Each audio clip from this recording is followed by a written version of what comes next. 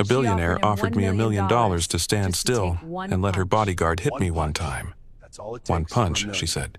Take one punch and stay on your feet, and the money's yours.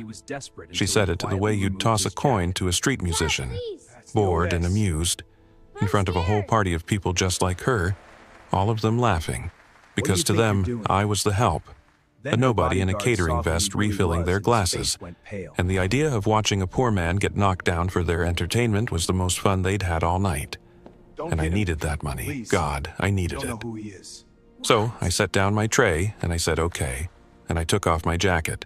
And that's when her bodyguard, this enormous man, the one who was supposed to throw the punch, got a good look at me with my jacket off, and the blood drained right out of his face, and he stepped back, and he turned to the billionaire, and in a voice gone tight with something close to fear, he said, "Ma'am, please call it off. You don't know who this is. Please don't make me do this." And the laughing stopped. I'm going to tell you the whole story, who I used to be, and why a bodyguard would rather quit than hit me, and why I'd let myself be humiliated for money in the first place. But let me say one quick thing first. I'm not going to work hard to keep you here. You can decide for yourself. I'll just tell you this is a story about the strongest thing a man can do, and it isn't throwing a punch. If that's a thing you want to hear about, stay in my corner through this one, and tap subscribe if it earns it. Now, let me tell you about who I was before I was the man in the catering vest. My name is Sonny Vega. I'm 41 years old, and today I work whatever honest job I can get. Catering, warehouse shifts, custodial work, moving furniture, whatever keeps the lights on. But there was a time years ago when a lot of people knew my name. Because I was a fighter, a professional. And not just any fighter, I was undefeated. 30-some fights, and not one man ever beat me, and not one man ever once put me on the canvas. They had a name for me back then. They called me the man who was never knocked down, because I never was. You could hit me with everything you had, and I would not fall. That was my whole thing. I want to explain what that actually meant because people hear never knocked down, and they think it's about a hard head or a thick neck, and it isn't. It's about something underneath that. It's about a thing inside a man that simply will not quit, will not bend, will not give the other fellow the satisfaction of seeing you fold, no matter what's coming. You can train the body to take a hit, sure, but the part that keeps you on your feet when every cell in you is screaming to go down, that part you're either born with or you're not, and I was born with it. My old trainer used to say I had something in my spine that other men just didn't have. I could be hurt, badly hurt, I've been hurt, and I would not fall. I'd plant my feet and I'd take it and I'd still be standing when the bell rang. That was the whole legend of me, if you want to call it that. Not that I hit the hardest, though I hit plenty hard. It was that I could not be put down. Remember that because a billionaire was about to bet $1 million that she could do, with one hired punch, what 30 professional fighters at the top of their game could never manage. She just didn't know it. I was, at one point, one fight away from a championship and the kind of money that changes a family for generations. I had it all lined up, and then I walked away from it. At the very top. Gave it all up, the title shot, the fortune, the fame, all of it, and disappeared into regular life, and almost nobody understood why. So before I tell you about that party and that punch, I have to tell you why I quit, because it's the whole reason I am the man I am, and the whole reason of what I did and didn't do that night. I'm a single dad. My daughter Pearl is 6. Her mother, my wife Anna, passed 2 years ago. She got sick, the fast and terrible kind, and there was nothing all my strength could do about it, which is a lesson a strong man learns hard. So it's just Pearl and me now. And Pearl is the reason for everything. She's the reason I quit fighting? In a way I'll explain. And she's the reason I took off my jacket at that party, and she's the reason this story has the ending it has.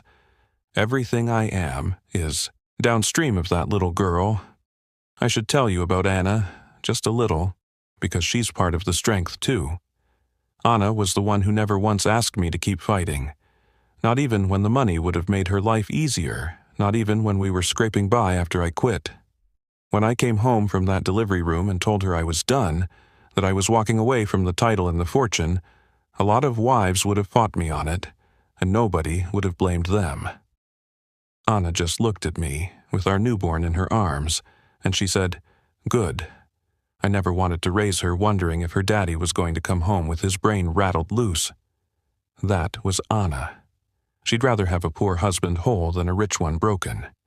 And then, 2 years ago, the sickness took her anyway, fast and cruel, and all my strength, all those undefeated hands couldn't do one single thing about it. And I learned the hardest lesson a strong man can learn, which is how much there is in this world that strength can't touch. So when I tell you Pearl is all I've got, I mean it precisely. She's the last of Anna on this earth. There is nothing I would not do for that child, and no humiliation I would not swallow whole, and a roomful of rich people found that out the night they thought they were just having some fun with the help. Here's why I really quit. And I've never told it the way I'm about to tell you. My last fight, the one right before the title shot, the one I was supposed to use to launch myself into the big time, I fought a young kid, a hungry up-and-comer. And in the 7th round, I caught him with a punch I'd thrown 10,000 times. A good, clean punch. And something went wrong. The kid went down and he didn't get up, not right, and there was a stretcher and an ambulance and a hospital, and for 3 days nobody knew if that young man was going to live. For 3 days I sat in a hospital waiting room, not even allowed in to see him, just sitting there, praying to a God I'd half forgotten, making every promise you make, while a kid with his whole life ahead of him lay in a coma because of my hands. My undefeated hands. I have never been able to fully describe those 3 days to anybody, and I won't pretend to now, but I'll tell you the shape of it. It is one thing to know, in the abstract, that what you do is dangerous. Every fighter knows it. You sign the papers, you understand the risk, you tell yourself the other man signed them too. But it is another thing entirely to stand in a hospital hallway and watch a mother, that kid's mother, go by on her way to her son's bed, and to know that the reason she's there, the reason her boy might not wake up, is your hands. Hands you'd trained for that exact purpose. There's no signing the papers that covers that. I kept looking down at my own hands those 3 days like they belonged to somebody else, like they were 2 animals I'd been keeping on a leash that had finally gotten loose and done the thing they were always going to do. I'd been telling myself for years that I was an athlete, a craftsman, a competitor, and in that hallway the truth caught up with me, which was that I was a man who got paid to hurt people, and that I'd gotten so good at it I'd nearly killed somebody's child. I made God a lot of promises in that hallway. The kid woke up on the 3rd day, and I set about keeping every one of them. He lived. Thank God he lived, and he recovered mostly, though he never fought again. But here's the thing that changed me forever. While I was sitting in that waiting room those 3 days, terrified I'd killed a man, my wife Anna was at home, 9 months pregnant, and on the 2nd night she went into labor, and I had to leave that hospital waiting room and drive to another hospital, and I walked out of the worst moment of my life and into the best one.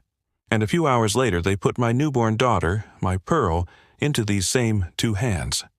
The same hands that had just put a young man in a coma. These hands that had done so much harm, holding this brand new, perfect, tiny person who trusted them completely. And I sat there in that delivery room holding my daughter, and I made her a promise.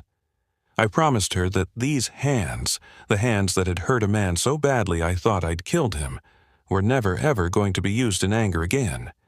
That they were going to be hands that held her, and fed her, and worked for her.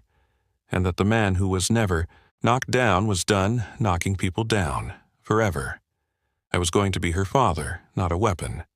So I walked away, from the title, from the money, from all of it, 1 week later. People thought I was crazy. My manager wept. He was losing a fortune. The world said I was a fool throwing away a championship. But I'd held my daughter in the hands that nearly killed a man, and I knew, with a certainty I've never once doubted since, that I was making the only choice a real man could make, Pearl or the fight. And it was never going to be the fight. People who've never had to make a choice like that don't understand it, so let me try to make them understand. Everybody told me I was throwing away a fortune.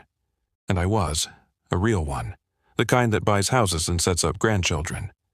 And here's the part that sounds crazy. I knew I was throwing it away.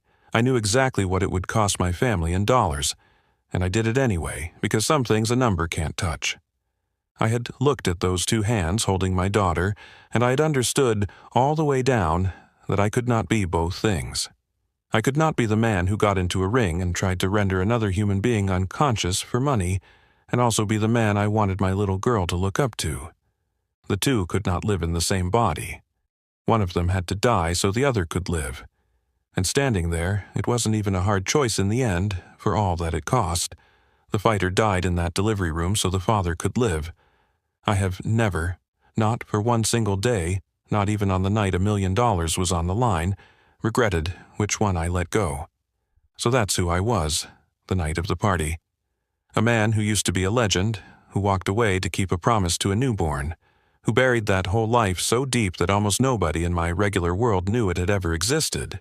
A widower, a single dad, a guy in a catering vest, working a party for rich people to put food on the table for his little girl. Now, let me tell you about that party, and Camilla Rourke. Camilla Rourke was the host. A billionaire, tech and real estate, the papers said.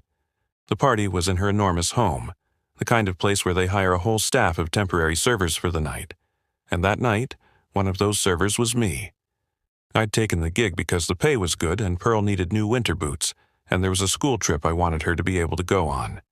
Just a working man, moving through a sea of the richest people in the city, invisible, refilling glasses. And Camilla Rourke was, I came to understand over the course of that evening, a particular kind of rich person. The kind who is so bored, so insulated, so used to the whole world bending to her, that cruelty becomes a form of entertainment. She'd had a few drinks. She was holding court with a circle of equally wealthy friends.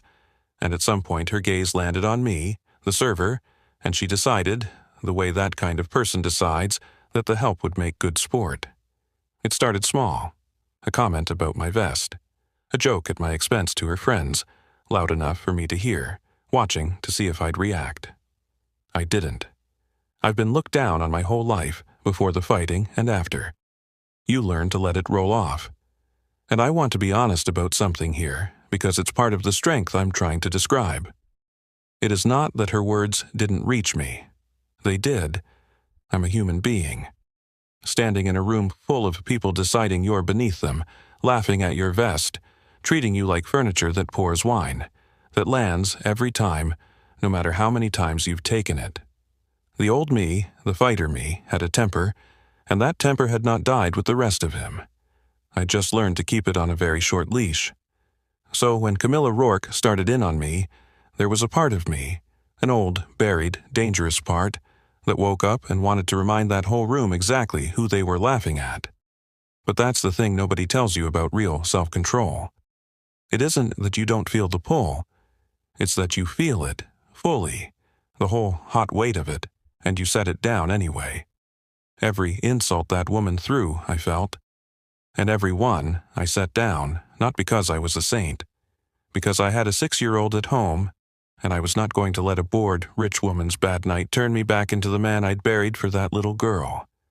My restraint that night wasn't weakness. It was the hardest work I did all year.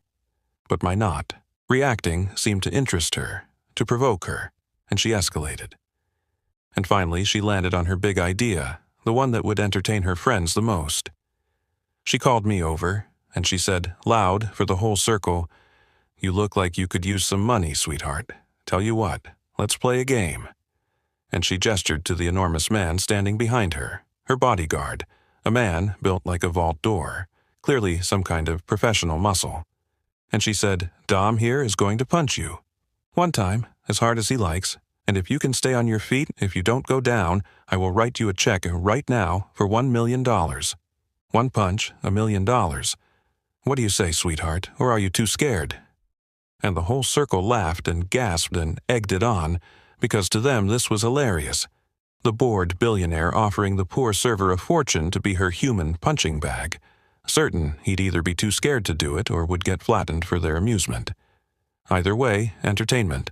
Either way, a story they'd tell for weeks. The help, humiliated, for sport. And I stood there and I felt the old thing wake up in me, the thing I'd put to sleep years ago, and I pushed it back down. And then I did the math no one in that room could see me doing. $1 million. Do you understand what $1 million is to a man like me? It's Pearl's entire future. It's a house instead of an apartment. It's college. It's never lying awake again doing the terrible arithmetic of which bill to pay. It's everything I could never give my daughter on a server's wage, handed to me for the price of my pride, and one punch from a man who, I knew with total certainty, could not hurt me. You have to understand the arithmetic of being a poor single father to understand why I didn't even hesitate. When you're raising a child alone on the kind of money I make, your whole life is a series of small, grinding no's. No, we can't afford that. No, not this month. No, maybe next year. You become an expert at disappointing the person you love most in the world, in tiny ways, every single day, and smiling while you do it so she won't feel the weight of it. Pearl had asked me, that very week, if she could go on a school trip, and I'd had to do the thing where you say, "We'll see," in a bright voice that you both know means no. And here was a woman for whom $1 million was a rounding error, a number she'd lose in the couch cushions, offering me that exact sum to absorb one insult I knew couldn't hurt me. To turn that down to protect my pride would have been the most expensive vanity of my life, paid for entirely by my daughter. No proud man's wounded feelings are worth a child's whole future. I set my tray down before she'd even finished the sentence, because here's what Camilla Rourke didn't know, what none of them knew. I was the man who was never knocked down, not by professional fighters at the peak of the sport. This bodyguard, big as he was muscle, not a real fighter. I could see it in how he stood. He could hit me with everything he had, and I would not fall. I knew it the way I know my own name. They thought they were offering me a humiliation. They were actually offering me my daughter's whole future for something I knew, to a certainty, I could do standing in my sleep. So I set down my tray, and I said quietly, "Okay, I'll take that bet." And the circle howled with delight, and I reached up and I took off my catering jacket, and I folded it, and I set it on a chair, and I rolled up my sleeves, and I squared up to take the punch. And that's when everything changed. Because Dom, the bodyguard, who up until that second had been looking at me with the bored contempt of a big man sizing up an easy job, Dom got his first real look at me, at my build under that vest, the specific build of a man who'd spent 15 years training, at the way I stood, the way I held myself, which a real fighter recognizes instantly, the way one professional recognizes another across a room. And I watched Dom's face change. I watched the contempt fall off it and something else replace it, recognition. And then, right behind the recognition, fear. There's a thing that happens between two men who've both lived in the fighting world, a kind of recognition that passes faster than words. It's in the hands, the stance, the stillness. A real fighter holds himself a certain way, even standing in line at the grocery store, even in a catering vest, even 15 years out of the ring. The body remembers, the body keeps the language. And Dom spoke that language. He'd lived in that world. So when I rolled my sleeves and squared up, even just to stand there and take a punch, my body did the thing it knew how to do, settled into the stance it had lived in for 20 years, and Dom read it instantly, the way you'd recognize your own mother tongue, spoken suddenly in a foreign country. He didn't see a waiter anymore. He saw what I actually was, plain as day, written in how I stood. And then I watched him do the math that Camilla Rourke couldn't do, the same math I'd done a minute earlier, but from the other side. She'd just ordered him to throw a punch at a man who could not be knocked down and who, if he ever chose to answer, could take Dom apart. And Dom wanted no part of it, not out of cowardice, out of recognition. You don't raise your hand to a man like that, not if you know what you're looking at. And Dom knew exactly what he was looking at, because Dom, it turned out, had been around fighting his whole life. And Dom knew exactly who he was looking at. He'd grown up watching me. I was, he told me later, the reason he'd gotten into the sport at all. He told me, weeks afterward over coffee, that as a kid he'd had a poster of me on his wall, that he'd watched my fights over and over not because I was flashy, I never was, but because of the not falling. Because there was something about a man who simply would not go down that a scared kid from a hard neighborhood needed to believe was possible. He said I taught him, without ever meeting him, that you could take everything the world threw at you and still be standing. And now, here that same man was, 15 years later, in a vest, being told to absorb a punch for a rich lady's amusement. Dom said it about broke his heart, and that refusing to throw that punch was the only way he had to pay back a debt he'd carried since he was 12. I didn't know any of that, standing there. I just saw a big man's face fall apart. But that's what was behind it. And Dom stepped back. This enormous man, this professional, stepped back from me, and he turned to Camilla Rourke, and the whole party watched the bodyguard's face go pale and his hands come up almost pleading, and he said, Ma'am, please, call it off. Camilla laughed, annoyed. Dom, don't be ridiculous, just, ma'am. And his voice cracked. You don't know who this is. I can't hit this man. I won't. Do you understand me? I will not put my hands on this man. And the circle had gone quiet now, confused, the laughter curdling, because the 6.5-foot bodyguard was standing there looking like he'd seen a ghost. And Camilla, irritated, said, Who is he? He's a waiter. And Dom looked at her, and he looked at me, with an expression I can only describe as reverence, and he said my name. My real name, my fighting name, the one nobody at that party would have any reason to know. And a couple of the older men in the circle, men who'd followed the sport, made sounds of recognition, and you could see it ripple outward as people realized, and the whole mood of that room flipped inside out in about 5 seconds. And then Dom said the thing that I'll never forget, the thing that ended it. He turned to his boss, this hired muscle, and he said, Ma'am, this man was the greatest fighter I ever saw. He was never knocked down, not once, his whole career. You just offered him $1 million to take a punch and stay standing. He laughed, a short, disbelieving laugh. He could take a punch from anybody alive and stay standing. But that's not even the thing. The thing is, and here Dom's voice changed, got quieter, almost gentle. The thing is, if a man like this ever decided to hit back, ma'am, there isn't enough security in this house to help you. You're not in any danger, because I can see exactly what kind of man he is, just by how he's standing there taking your insults. But my God, lady, do you understand what you've been doing all night? Do you understand who you've been treating like a toy? And the room was dead silent. And Camilla Rourke looked at me, really looked at me, for the first time all night, not as a server, not as sport, but as a man. And I watched the cruelty drain out of her face, and something like shame creep in to replace it. Because she finally understood. She'd spent the whole evening tormenting a man for fun, certain of her power over him, and it turned out the man could have ended her entire security detail with his bare hands, and had simply, quietly, chosen not to, had stood there and taken her cruelty like it was nothing, because he wanted to buy his daughter some winter boots. Now, here's the part that matters, and it's the part I most want you to hear. Everybody in that room, in that frozen, silent moment, was waiting to see what I'd do. The powerful had just learned I wasn't powerless at all, that I was, in fact, the most dangerous man in the building. And there's a version of this story where I use that, where I make Camilla Rourke afraid, where I let that bodyguard's fear hang in the air and enjoy it, where I get my revenge for the whole humiliating night, even if just with a look, a threat, a flash of the man I used to be. Everybody expected it. In a way, everybody felt I'd earned it. But I made a promise once, in a delivery room, holding a newborn in the hands that had nearly killed a man. These hands don't do that anymore. Not even a little. Not even when it's deserved. And I want to sit on that for a second because this is the whole heart of the thing. It would have been so easy. It would have felt so good for about 10 seconds.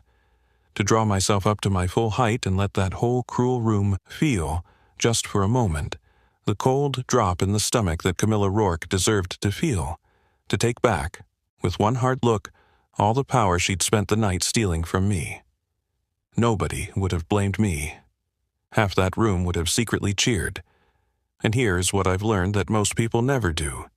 That feeling, that pull toward the satisfying cruelty you're owed, is exactly the thing you have to be strong enough to refuse. Anybody can hit back when they've been wronged. Anybody can take the revenge that's sitting right there for the taking.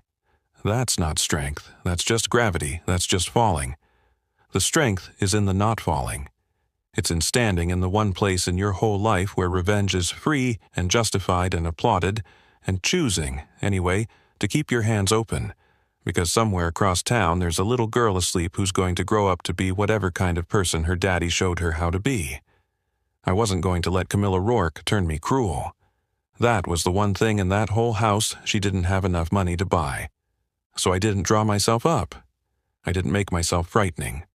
I didn't say a single hard word to Camilla Rourke, who absolutely had it coming.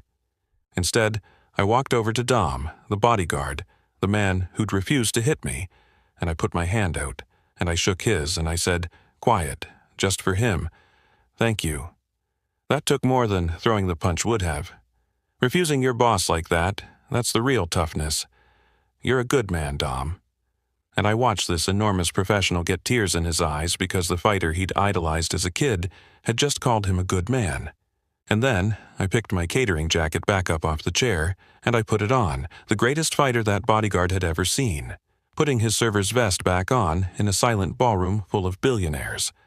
And I turned to Camilla Rourke, and I said, gently, with no edge in it at all, "I think I should probably get back to work, ma'am. Folks need their glasses filled."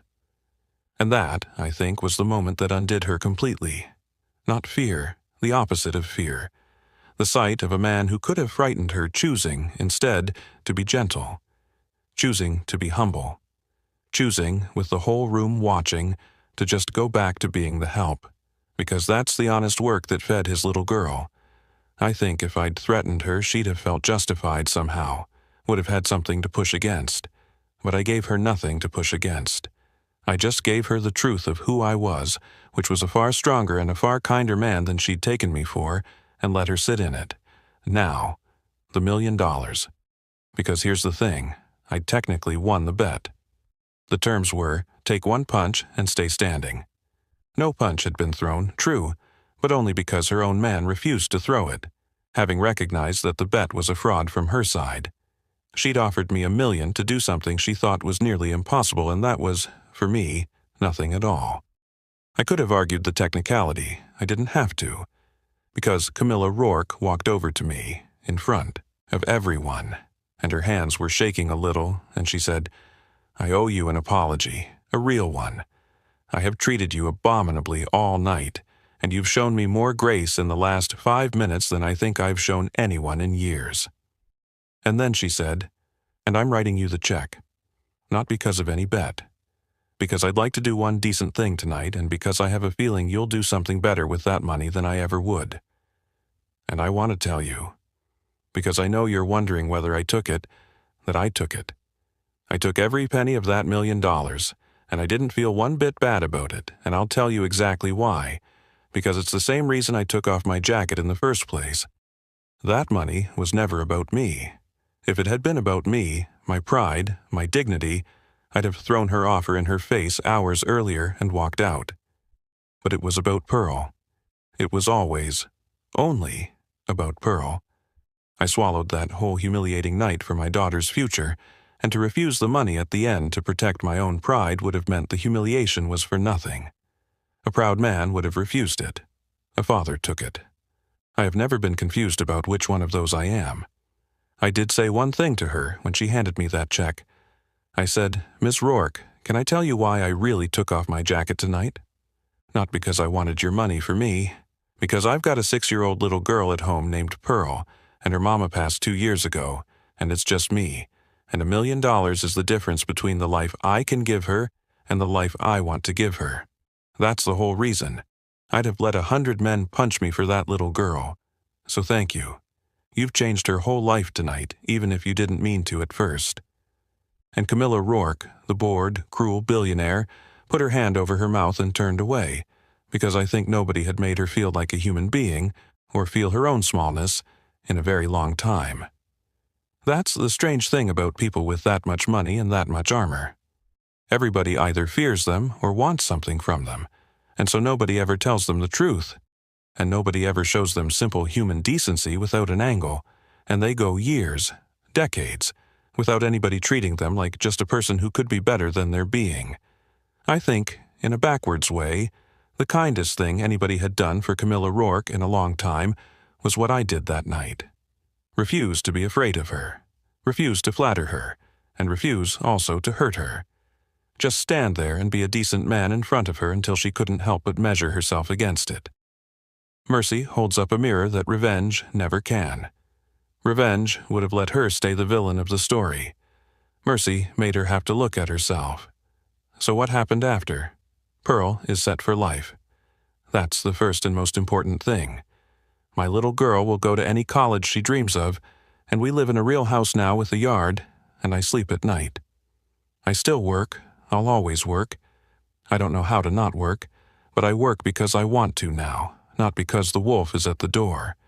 And the money didn't change the one thing that matters, which is that I am still, first and last and always, just Pearl's dad.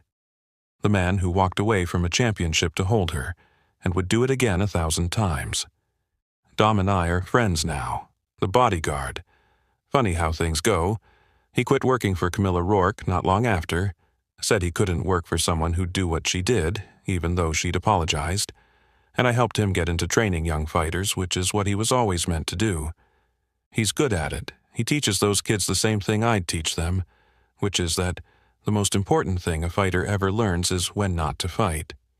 He tells them about me, I'm told. About the night the greatest fighter he ever saw took off his jacket to take a punch for his daughter, and then put it back on without throwing one. He says it's the best lesson he ever got. I think he's selling himself short. Refusing his boss took its own kind of guts. But I'm honored to be his story. And Camilla Rourke, here's something I didn't expect. She changed. Not overnight, not into a saint, but she changed. She wrote me a letter some months later. She said that night was the first time in years anyone had held a mirror up to her, and that she hadn't liked what she saw, and that she'd been trying, since, to be a different kind of person with her money and her power. I don't know how far she got with it. People are hard to change. But I believe she meant it, and I believe a man choosing gentleness over revenge, that one night, cracked something open in her that needed cracking. You never know what a little mercy is going to do to somebody. Sometimes it does more than a fist ever could. I think about that night a lot and about what it taught me, which was just a confirmation of what I already knew, but needed reminding of. Everybody in that room thought they understood power.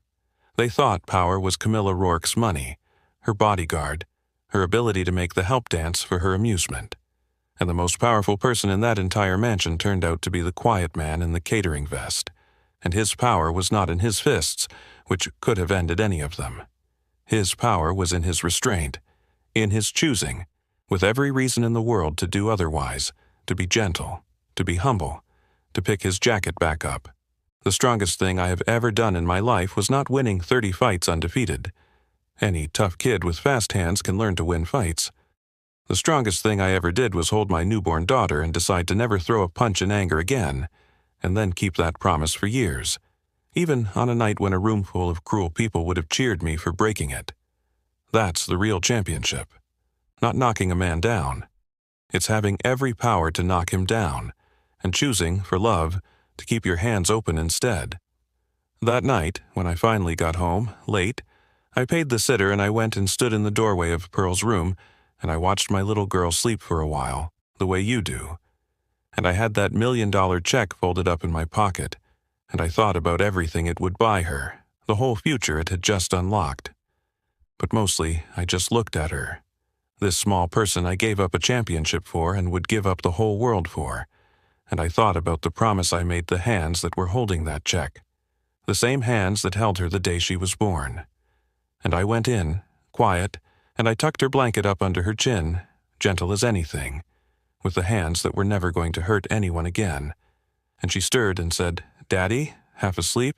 And I said, "I'm here, baby. Go back to sleep. Everything's good." And it was. For the first time in a long time, everything was good.